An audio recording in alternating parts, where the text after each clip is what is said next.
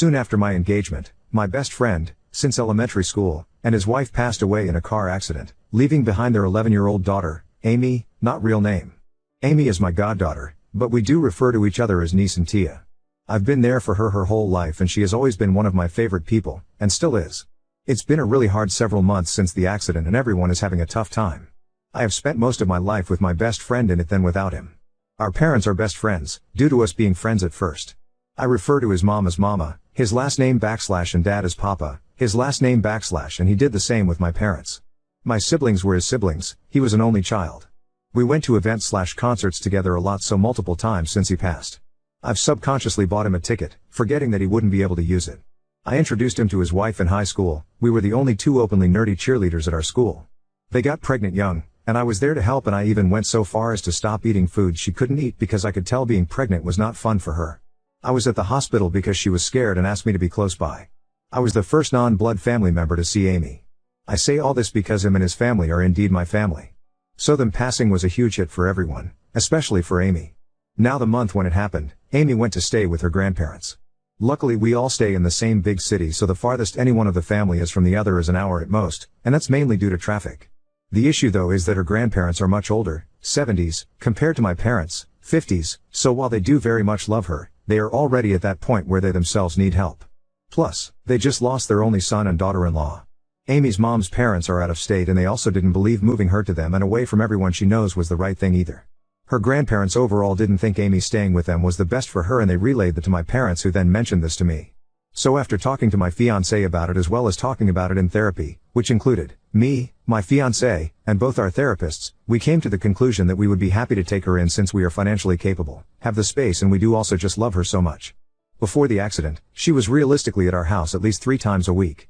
She is the reason why I even have an art room, since it was an activity we always did together. Even at 11 she's a fantastic artist. When we approached her grandparents, they were completely on board with the idea, and I do think that a part of them had hoped we would take her without them asking us directly, hence the comment to my parents.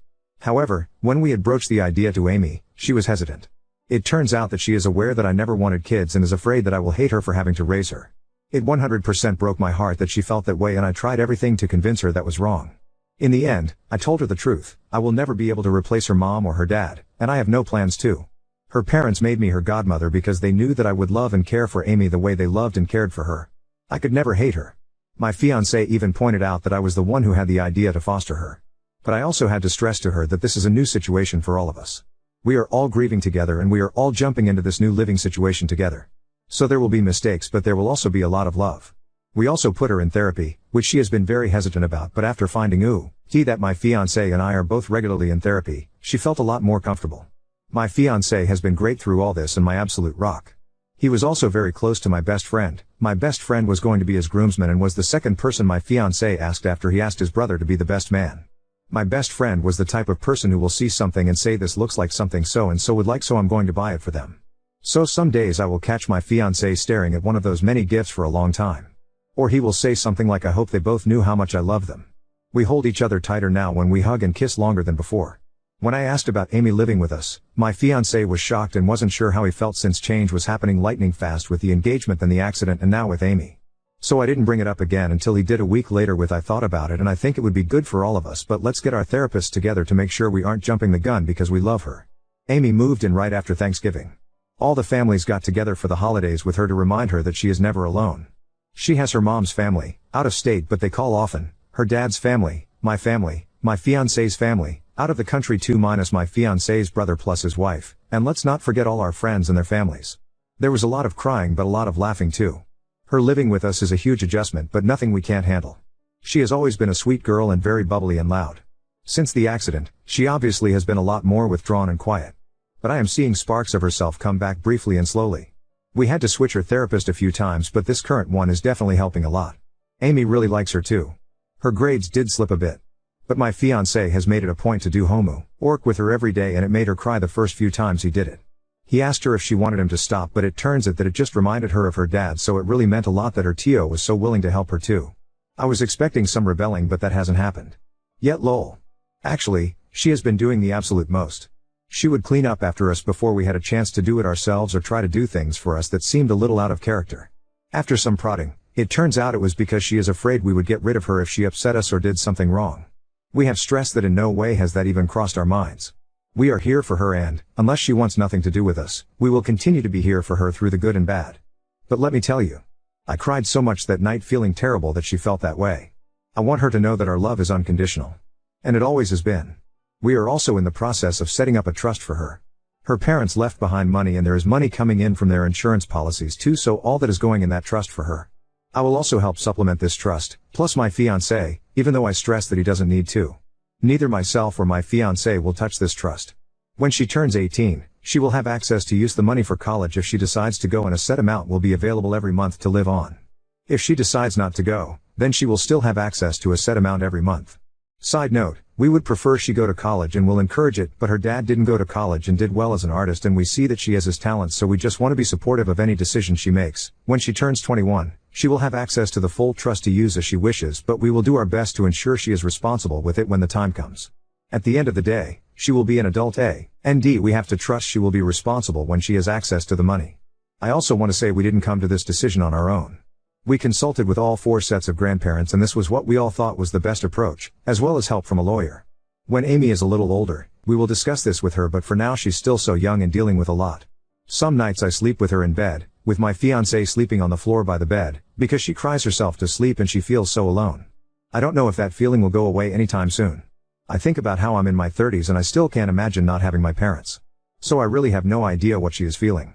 Best I can hope for is that I can help the pain just a little bit. Amy's mom was going to be my bridesmaid and I was going to have Amy be the flower girl, but I think I'm going to ask Amy if she would prefer to be my bridesmaid. Amy looks so much like both her parents and I see so much of their personalities in her. A part of me feels like having her up there with me will make me feel like her parents are up there with me too. And I never once imagined getting married without either of them by my side. All planning stopped the moment of the accident for that reason, and even now typing this is me crying that they won't actually be there. But also that's a lot of pressure to put on Amy. I don't want to tell her all that. I do want to give her the option to be my bridesmaid if she wants, and if she doesn't want to, then that's also okay because she is still going to be part of my wedding. I won't even bring this up for a while because I still am not in the headspace to plan the wedding right now. There is no real reason why I'm posting this. I tried a couple times to write out what happened, but each time I broke down or deleted it. I think I just want to vent or just feel better. Maybe to get validation that we are doing the right thing and not messing Amy up. 1 step at a time, I guess. TLTR, my best friend and his wife died in an accident. My fiancé and I offered to take in their 11-year-old daughter. There is still a lot of grief, but we are working on healing together. We just want the best for her. Edit, I'm seriously overwhelmed by all the comments. I was trying to respond to every single one, but now I'm falling behind because there are so many lol. If I don't respond to your comment, still know that I really appreciate your support / love / kind words. I wish I could hug every single one of you. I don't know what I was looking for posting here, but I feel immensely grateful I did because you have all shown me so much love and support. I'm just a crying mess, but just know it's definitely happy tears because I now feel like I am doing the right thing for Amy. Update 1. It's been a while, and people keep reaching out to check in, which I sincerely appreciate, so an update might be warranted. It won't be exciting at all lol. Just where we are all at right now. Side note, I wasn't sure if I gave my fiancé a name in my previous posts, but I will refer to him as David moving forward. And my best friend's name moving forward is Leo. First, I want to thank this community for the kind words of encouragement and concern for Amy. It's heartwarming, to say the very least, to receive such support from strangers. There were so many comments that I got very overwhelmed and stopped responding, but I read every single one, and even if I didn't respond, I truly appreciate every single one of you. I just get really shy after a certain point, even though this is all anonymous lol. Second, a lot of people were really focused on the trust. I commented on my previous post about it, so I'll add it here. Trust me, we are aware that 21 is still mentally really young, haha. We consulted with all the grandparents regarding the trust and most of them wanted to give her a lump sum at 18. The compromise was that the lump sum would be given at 21 with her having a sort of allowance from 18 to 21. I will also have her set up with our lawyer and financial advisor when she turns 18, plus myself plus fiancé will always do our best to guide her. But she will be an adult at that point, so all we can do is give her all the tools to help make the best decisions for herself when the time comes. We can always change the rules of the trust if need be, but that is something that will be decided as a family. Right now, we are happy with where we landed. Now on to the update. David is my husband now. One night, we were talking and we just didn't feel comfortable having the wedding this year, but we also didn't want to wait to be married. Life is short. So we went to the courthouse with Amy to make it official. We will be having the wedding next year to make it official lol. We are all still in therapy, both individual and family. We are also in a support group for children who have lost parents, and Amy seems to be doing really well in. Amy is now 12. It was her first birthday without her parents, so I wish I could say it was an extremely happy occasion. This year has been a lot of firsts without them, and we will continue to have a lot of firsts without them. But she swears that despite crying a lot of the day, understandably, she wouldn't have been able to plan the day better herself. So a bittersweet success. Special mention, Amy has a best friend of 5/6 years, Monica, who I've known since she was 7. Monica is lovely. She's a bit sarcastic, which I find hilarious, and is a kind soul. According to Amy, she tried to distance herself from Monica because she felt like she was too sad to be around and didn't want to be a burden. Monica bussed herself over to our house and basically told Amy to knock it out and that she decides when Amy is too much, which will apparently never happen because Amy is her favorite person. I was always team Monica, but that day solidified the fact that I would ride at dawn for her. We ended up adding Amy 2 rabbits as well. Why rabbits, you ask? Well, her parents' nickname for her was Bunny, and we were already planning on getting some kind of animal companion, so we landed on bunnies. Plus, our state has an overwhelming number of rabbits, and most get euthanized due to overpopulation, so they need all the love they can get. Why 2? Bunnies are social creatures and are happiest being raised with another rabbit. Amy is obsessed with paint and chalk, haha. After showing her the ropes and doing her own research, she has completely taken over any and all care for them, despite us offering several times. She even has a space in the fridge labeled buns for the fresh greens that she cuts up every morning to give them. She decorated an area in her room for them cause they will be in her room at night, but they are allowed to venture around the house during the day, after we spent a full day bunny proofing. Amy's been very happy with them. And Paint even sleeps on the bed with her now, with Chalk only sometimes sleeping with her. It also means we are no longer sleeping in her room with her, and only a handful of times has she crawled into bed with us, like on Mother's Day and Father's Day. We are leaving for a trip to Europe/Asia next week. David and I love to travel, but I actually start to get irritable when I don't travel for a while. David jokes that I always need my fix, lol. It's a 3-week trip starting in Poland to spend time with David's family for a week and then to Asia from there. The plan was for Amy to be with us for the full 3 weeks, but she really pushed back, and we were confused about that. She only wants to go for the first week in Poland to meet David's family. Side note, his family adore her and has planned a "you're stuck with us forever" party for her. Whenever we asked about the rest of the trip, she said she didn't want to go and that we should go without her. If she didn't want to do something, we get it and don't want to force her. Understanding the why was tough for me. Does she not like traveling? No, she enjoys it. Is she afraid? No, she likes flying and thinks it's cool to see new places. Is it too much time away from home? No, she's cool with long trips. So why doesn't she want to go? She just doesn't. In family therapy, the trip came up. Finally, her reason for not wanting to join us on the rest of the trip came up. She feels like David and I are prioritizing her too much and taking her feelings into account more than we should. She feels like we aren't prioritizing our relationship or even our other friends/family. She feels like she's preventing us from doing stuff because we keep thinking about her first. I want to make this very clear. While David and I are prioritizing her more and 100% take her feelings into account when we plan things, we still very much prioritize each other. We have a date night every week. If we do cancel, we make up for it. Our date nights did stop for a few months after Amy moved in with us, but that was just because we needed to adjust. She spends the night at Monica's every week, and that's usually when we do date night, and we do the same for Monica's mom every week. We also go to the gym together every morning. I'm not a morning person, but I am for David, and we communicate throughout the day. But she made a very good point about our friends and other family. It's been hard to balance a kid in the mix, and we have been a little neglectful. Sure, our closest friends/family usually just come over to our house and aren't shy about being themselves around Amy, but there are events that we have missed by prioritizing Amy. I'm not saying that we made the wrong choice, but she highlighted that we need to start taking care of our other relationships now that she feels safer with us. Amy really is the greatest kid. Even though it hasn't been a full year since they have passed, she has changed so much. I wish she didn't have to grow up as fast as she did, and I hope we can preserve some of her childhood, but I know her parents would be so proud of her. I'm so damn proud of her. We tell her all the time, but I really don't think she grasps just how proud we all are of her. Anyways, haha, we still stressed we would love to have her on the trip with us, but she said we should have that time for ourselves. So we decided to leave this trip as is. My parents will come with us for that first week in Poland, and they will fly back home with Amy, with her floating between all the grandparents while David and I are traveling. We will video call her every day to check in. We are already making more of an effort with our friends and family.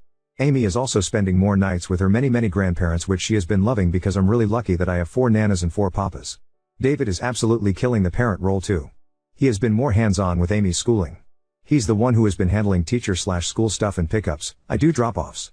He has the contact information and has made better connections with the other parents of all the kids in her class, plus all her friends' parents. He's been joking about joining the school's version of the PTA, but I don't think he's joking, lol.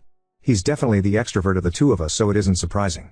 I could probably go on for pages and pages about David just being the absolute best, but I already feel like this update is super long, haha. I don't know how I would have done any of this without his love and support. While neither one of us is perfect, we are perfect for each other. It's honestly crazy to me that I can still love him more and more each day. Like, how is that actually even physically possible to love someone this much? Is this even healthy? I digress lol. I think I'm doing okay. Just like Amy is dealing with a lot of firsts without her parents, so am I. At first I didn't think it was fair for me to even grieve since Amy's situation is on a whole other level than my own. But my therapist had to remind me not to compare my grief with hers because it is just different. I sometimes imagine what my conversation with Leo would have been like if I told him I'm adopting this 11-12-year-old girl because her parents were my closest friends. He always understood why I didn't want kids and he was so supportive about it when others disregarded my feelings. I wonder if he would have talked me out of it or if he would have encouraged me to do it. He 100% would have been part of the village of people supporting me whether he agreed with my decision or not. I just wish I knew what his thoughts would be about this woo-ool thing. Sigh. I miss them both so damn much. But I'm also really lucky to have David and Amy. I don't know who said it but they said it best, if you want the rainbow, you gotta put up with the rain. Now on to second story. Lent my car to my girlfriend for her driving debut. She crashed it after flirting with the accident victim right in front of me. I allowed my girlfriend to drive my car yesterday. She recently got her driver's license and she really wanted to drive. I was reluctant to give her my car keys because I've never actually seen her drive before, but I did that thing where I was like, what's the worst that could happen? As soon as my GF got behind the wheel of my car, she prayed. Literally. Like, eyes closed and talking to an invisible force. It was a bit ominous since my GF never prayed in my presence before, but I said nothing. I just low-key made sure that my seat belt was fastened and secure. Cut to my GF driving. She was fucking honking at a hearse that was driving in front of us. She eventually managed to switch lanes and pass the hearse, but she didn't drive away quietly. She rolled down her window and yelled at the driver. I can't remember what she said exactly, but it was something along the lines of just because you drive dead people doesn't mean you have to drive like a fucking dead person. Next was parallel parking, which did nothing to diffuse her road rage. For the record, there was no need to squeeze my car between two other cars because there was more than enough parking space everywhere else, but my GF wanted to prove that she could parallel park. If parallel parking was a boss fight, then my GF would have died enough times for the game to be like switch to easy mode bro. My GF struggled to get the angle right and repeatedly moved in and out of the parking space only to end up making the same mistake again and again. I had to bite my tongue because every time I opened my mouth to give her directions, she would look at me like I was the hearse guy. My GF accepted defeat after several attempts and proceeded to park somewhere else. And by somewhere else, I mean another solar system because she got flustered as fuck and decided to park as far from our destination as possible. I never heard the end of it for the rest of the evening. My car was too big. The parking space was too small. The pressure was too much. Etc. When it was time for us to leave, I said I didn't mind driving, which seemed to offend my GF because she was like, excuse me. I chose peace and shut the fuck up. Little did I know that less than 10 minutes later, my GF would take her eyes off the road for a split second and end up driving into another car. Thankfully, no one was hurt. I am currently without a car because it's gonna take some time to repair the damage. I'm also without a GF because I broke up with her this morning when she attempted to gaslight me. She made me feel like I imagined her flirting with the other driver in my face. She was clearly trying to manipulate the situation since it was obvious that she was to blame for the accident. It looked like she was one fake cry away from sucking his dick. I'm glad no one died, but I'm fucking over the moon that my relationship did. My car unexpectedly brought out the worst in my now ex-GF, like. What tea, he fuck. Update 1. Sigh. My ex-GF showed up at my apartment to collect her belongings. I already packed her things, so all she had to do was literally grab and go. Well, she grabbed, but she didn't go, and what she grabbed was not her belongings, it was me. She asked if she was allowed to hug me one last time. I said yes. Mid-hug, she grabbed my crotch and kissed my neck. I knew what she was doing and I would have loved for this to have been the part where I tell all of you that I pulled away and made her leave, but in the heat of the moment, I was thinking with the head between my legs and not the head between my ears. My ex and I ended up having sex. When we were done, she said she was sorry for all the drama she caused when she was driving my car and that she took full responsibility. I thanked her for her apology and said I would keep her updated if there's any costs involved with my insurance. She asked if I still wanted her to leave with her belongings or if I wanted to work things out between us. I said I was willing to restore peace and explore the possibility of moving on as friends. She said if that was the case, then how come I didn't stop her from fucking me? I said I was following her lead. She said she had no interest in being friends with someone she fucked, especially if that person was not even good at fucking. I got up and got dressed without saying anything. My ex, who didn't bother getting dressed, followed me out of the bedroom and continued saying nothing but bad things about me. I never made her come. I must think making love means fucking in slow-mo because apparently snails fuck faster than me. I always get random boners whenever I'm playing online games with my friends, which left her more and more confused every time. I downgraded from handsome hippie to homeless skinhead when I decided to lose the long hair. She should have gone with her gut and dated my wingman instead of me, because it's become clear to her that my wingman, aka my friend, was low-key describing himself when he was telling her what made me the perfect guy. I put on my headphones at that point and proceeded to play online games. I didn't get any random boners, but I did manage to get distracted long enough for my ex to finish roasting me and eventually leave without me realizing she was gone until I died enough times in Dead by Daylight. I think it's safe to say we're done. Wish I never had sex with her again because she fucking cooked me afterwards, but at least it can't get any worse. Who needs self-esteem anyway?